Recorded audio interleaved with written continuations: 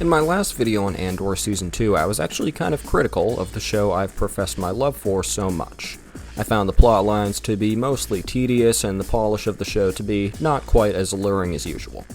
Well, let me just say that nearly all of these problems have been resolved by episodes 4 to 6 released this week. This batch of episodes is absolutely fantastic from top to bottom.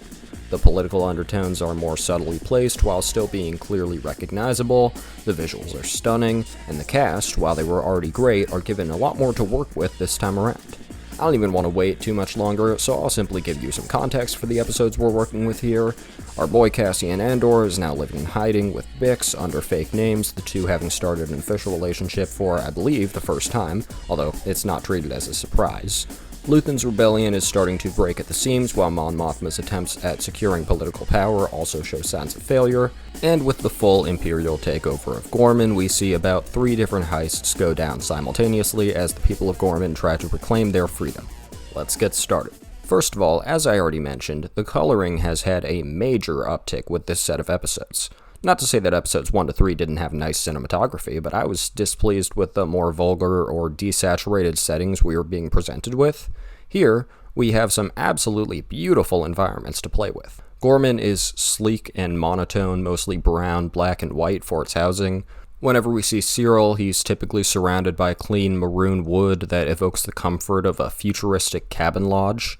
Coruscant, where Cassian is hiding out, is deeply gray, but the shine coming through the windows of ships and electricity gives everything a mysterious luster. The single moment which made me realize I had to acknowledge Ariel Kleiman, director of this arc, for his creativity was a transition in which we watch Wilman Pock teach the workings of a rhydonium extractor to one of Saul's men, and we hear the clicking of its various parts, which then goes through an audio match cut to a close-up of Cyril's eye as he also clicks through his computer in his office.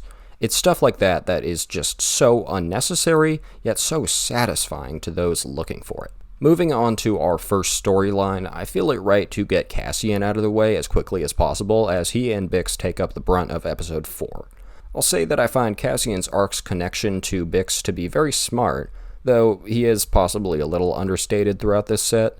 Cassian has learned to be a rebel, but as Luthen demands, he now needs to be a leader.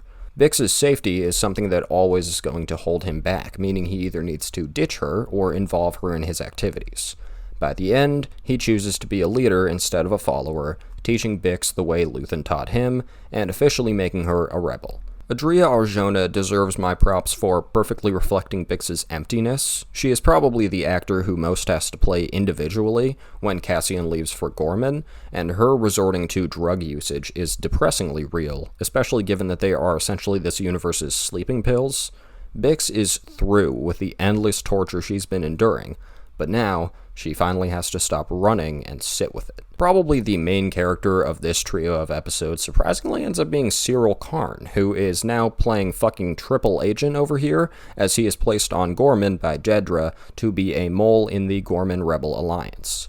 I have to say that I really enjoy how Cyril ends up being the person to slowly introduce us to these new characters on Gorman, meeting them naturally and having no idea of their codes and tactics, but learning them so that we can then later see them take place more fluidly with Cassian and Vel. I also am a fan of the mask this puts over Cyril for us, as he's playing so many different sides that we begin to wonder what his true thoughts are.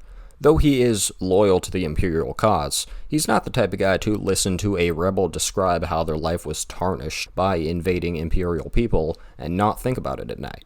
I don't know if I see a rebellion in Cyril's future, but I feel like there's certainly something boiling up in him. I appreciate Kyle Soller for playing so many different versions of Cyril, from the reserved and kind-hearted man he shows himself to be to the rebels, to the generally frustrated businessman he becomes when the ISB are around, to the vulnerable and blissfully ignorant fool we know him as with Dedra.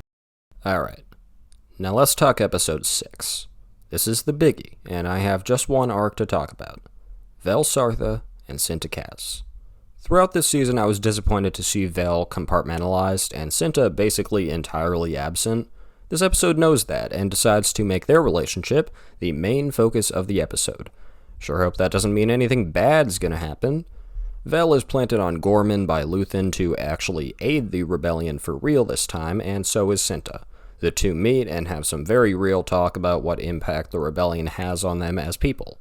Vel is a great reflection of Cassian, since a man like Luthen is broken down into a full-blown rebel by the time we first meet him, but Cassian and Vel are not quite as familiar with the effects of this life. Cinta is revealed to be the same. Though she is cold steel, she is not immune to the strife that being a remorseless killer presents. Again, I'm sure she won't be sleeping at night. However, Vel and Cinta have certainly learned quite a bit throughout their experiences, and therefore, it's time to bring in a completely inexperienced force, the Gorman Front. Vel and Cinta step into this room and command it instantly, bringing the most excitement to my pretty little face of this whole season. The Eye was my favorite episode of Season 1, and this shit was just tickling my heist-loving self so much. However, it quickly becomes clear that the Gormans don't see Vel and Cinta for what they are. The two of them are unflinchingly blunt, and the Gormans don't like that. They are a people who have been told to fall in line by the Empire, and they see that again in these new leaders. Therefore, one boy brings a blaster to the raid when he is explicitly told not to, and someone dies. It's a perfect example of how the Empire flawlessly pits the rebellion against itself, and an example of the main theme of the show, someone who is unaware of what they are getting themselves into. This kid is not a bad person, but he is incredibly ignorant when he thinks he is knowledgeable, and that's the thing that will get the rebellion killed, not understanding the sacrifices you will have to make to have that endgame happen. There's only one problem. The person that died is Cinta. I was so pissed, man. I went into this episode wanting one person not to die. If anyone was going to die, I thought it was going to be Lonnie, the Imperial plant, but no, all he does is stand in front of a table. I thought it could have been even Bix, which would have been heartbreaking, but justifiable. Cinta dying doesn't really work for me, and here's why. Of course, it is written incredibly, and acted even better. Faye Marcy gets a monologue out of it that is absolutely cutting, describing the haunting feeling that being a part of this cause will give you, which is even more impactful given the context of her character. Cinta dying to a stray shot from her own side is also a perfectly fine resolution to her character, as she is a strong and brave woman whose reputation will ultimately be silenced by the Empire. This is all fair. But why was it all shoved into just this episode? Cinta is present in this season, outside of episode 6, for all of 1 minute. Putting all this shit into just one episode is ridiculous, as it barely gives Cinta's character room to breathe and grow. Vel and Cinta's relationship is strained, but they get back together so quickly that it feels like nothing. There could have been scenes saved in other episodes for a more hostile relationship before they come back together here, only for a gut-punch ending. That's fine. We could have even seen some of Cinta on her own, just for us to be given more explanation for how she has changed. That would have helped too. And you may say that these episodes are already too stuffed for anything to be replaced, and I would agree. But not all of it is necessary.